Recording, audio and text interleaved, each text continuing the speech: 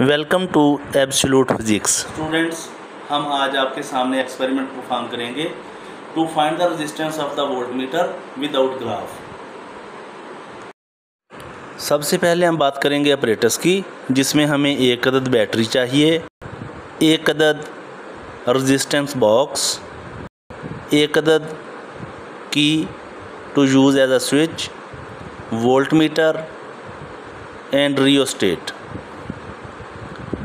और हमें connecting wires चाहिए हैं। स्टूडेंट्स, ये सर्किट डायग्राम आप देख रहे हैं। इसमें सबसे पहले हम बैटरी को की के साथ जोड़ेंगे। उसके बाद हमने रियोस्टेट को बतौर पोटेंशियल डिवाइडर इस्तेमाल करना है। उसके ए और बी टर्मिनल्स को हम साइड्स पर ए और बी पर जोड़ देंगे बैटरी के साथ, और सी टर्मिनल और ए टर्मिनल को हम बजरिया रेजिस्टेंस बॉक्स वोल्टमीटर को दिया जाएगा। इसकी डिटेल हम आगे एक्सपेरिमेंट में देखते हैं। स्टूडेंट्स, ये अपरेटस आपके सामने है। सबसे पहले ये बैटरी को हमने की स्विच के साथ लगाया। क्यू स्विच के बाद हम इसको लेके आएंगे रियोस्टेट के ऊपर। रियोस्टेट और वोल्टमीटर से गुजार के हमने इसको रेजिस्टेंस बॉक्स के साथ लगाना है। हम यहाँ पर देख रहे हैं कि ये वायर्स को हमने इस तरह से जोड़ना है की स्विच से, बैटरी से और रियोस्टेट से। दूसरी तरफ बैटरी से एक वायर आएगी, ये मैं आपको दिखा रहा हूँ कि उसके ए और बी टर्मिनल्स के ऊपर आपने बैटरी को एडजस्ट कर दिया है की स्विच के ज़रिए। ये पॉजिटिव टर्मिनल को आपने की स्विच में से गुजारा। इसे अगर हम ऑफ़ करेंगे तो ये करंट कट जाएगा, अगर हम ऑन करेंगे करंट लग जाएगा। ये नेगेटिव टर्मिनल को हमने इसके बी टर्मिनल के ऊपर दे दिया है। अब आप देख रहे हैं कि ये जो वायर है जिसे हमने ए पर लगाया था, इसे नहीं छेड़ा, बल्कि हमने सी टर्मिनल से एक वायर को लिया और रेजिस्टेंस बॉक्स के साथ जोड़ दिया है। दूसरी तरफ जो नेगेटिव टर्मिनल है उसे हम दूसरी साइड से लेके आएंगे, रियोस्टेट के साथ टच करेंगे और इसे आगे वोल्टमीटर के नेगेटिव टर्मिनल के ऊपर जोड़ देंगे। जबकि इस साइड से आपने स्लाइडिंग कॉन्टैक्ट से पॉजिटिव करंट को उठाया है और रेजिस्टेंस बॉक्स के साथ जोड़ा, ये वोल्टमीटर के पॉजिटिव टर्मिनल के ऊपर आ जाएगा। अब हम इस स्विच को ऑन कर देते हैं। स्विच ऑन करने के बाद हम ये देख रहे हैं कि जो नीडल है इसकी, पॉइंटर ऑफ द वोल्टमीटर, वो आगे बढ़ा है। लेकिन जैसे ही हम रियोस्टेट को डिस्टर्ब करते हैं तो साथ ही पॉइंटर ऑफ द वोल्टमीटर भी आगे पीछे हरकत करता है। हम इसको 6 वोल्ट पे सेट कर लेते हैं। 6 वोल्ट पे इसलिए कि हमें इसको किसी भी इवन डिजिट के ऊपर नंबर एडजस्ट करना होता है।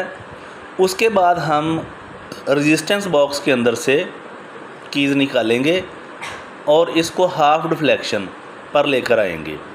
यानी हमारे इस केस में 6 वोल्ट हमारा थीटा डिवीज़न है, तो इसमें मैंने 2000 की यहाँ से एक रेजिस्टेंस निकाली है। तो अब आप गौर करेंगे कि जो रेजिस्टेंस है, जो पॉइंटर ऑफ द वोल्टमीटर है, वो 3 पर नहीं आया था। जब हमने 1000 की मज़ीद उसमें से रेजिस्टेंस निकाली तो अब ये पॉइंटर 3 पर आ चुका है। यानी ये हमारी हाफ डिफ्लेक्शन है और हमने हाफ डिफ्लेक्शन को यूज़ करते हुए रेजिस्टेंस को फाइंड आउट करना है। यही हमारा एक्सपेरिमेंट था। अब हम फर्दर इसमें कैलकुलेशन करने के लिए यहाँ से बार बार रेजिस्टेंस को निकालेंगे।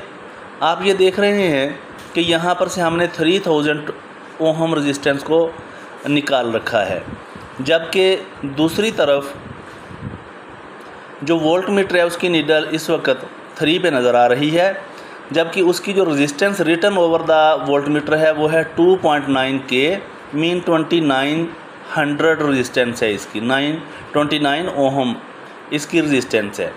दूसरी तरफ हमने जो रेजिस्टेंस निकाली हुई है वो है 3000, मीन हमारा एक्सपेरिमेंट ये बता रहा है कि इसकी रेजिस्टेंस 3000 ओहम है, जबकि वोल्टमीटर के ऊपर रिटर्न वैल्यू है वो 2900 ओहम है।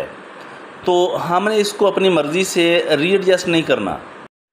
ये आपको एक टेबल दिखाया जा रहा है जिसमें हमने मुख्तलिफ रीडिंग्स पर वैल्यूज़ को लिया है। यानी हमने जो थीटा डिवीज़न है 12 रखा, उसका हाफ डिवीज़न 6 बनता है।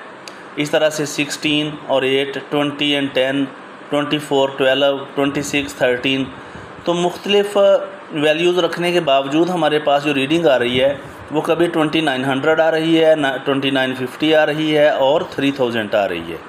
हम इन तमाम वैल्यूज़ की एवरेज रेजिस्टेंस लेंगे और उस एवरेज को जो एक्चुअल वैल्यू वोल्ट मीटर के ऊपर लिखी हुई है उससे डिफरेंस लेंगे, वो हमारा एरर होगा। फिर हमने परसेंटेज एरर मालूम करना है, परसेंटेज एरर आपने शो करना है पेपर में। एक्सपेरिमेंट मुकम्मल हुआ। अल्लाह हाफिज़। अपनी दुआओं में याद रखिएगा। हो सके तो इस चैनल को सब्सक्राइब कर दें।